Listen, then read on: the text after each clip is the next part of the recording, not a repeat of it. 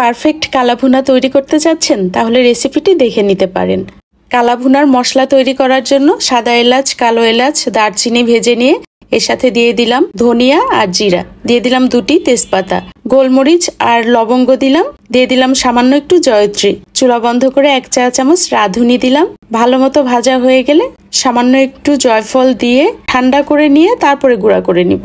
1.5 কেজির চেয়ে একটু কম মাংস নিয়েছি। এর মধ্যে 2 চা চামচ লবণ, 1 টেবিল চামচ লাল মরিচ গুঁড়া, 1 চা চামচ হলুদ গুঁড়া, গুঁড়া করে নেয়া মশলা একটু রেখে বাকিগুলো দিয়ে দিলাম পেঁয়াজের বেরেস্তা, কাঁচা পেঁয়াজ, স্টার মশলা, আদা রসুনের বাটা আর বেরেস্তা ভাজা তেল ভালো করে মাখিয়ে নিলাম। 2 টেবিল চামচ পানি দিয়ে হাতটা ধুয়ে দিলাম।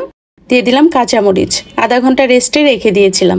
আধা ঘন্টা পরে চুলায় বসিয়ে 5 মিনিট মিডিয়াম হাই হিটে রেখেছিলাম। কয়েকটি সাদা এলাচ আর দারচিনি দিলাম। ভালো করে মিশিয়ে লো হিটে প্রায় আধা ঘন্টা রেখে দিয়েছিলাম। এই পানিতেই একেবারে কম আঁচে 2.5 ঘন্টার মতো রান্না করে নিয়েছি।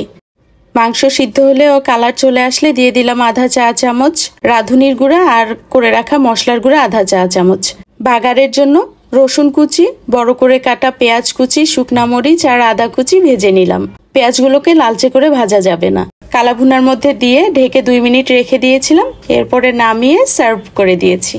পুরো রেসিপি পেজে পেয়ে যাবেন।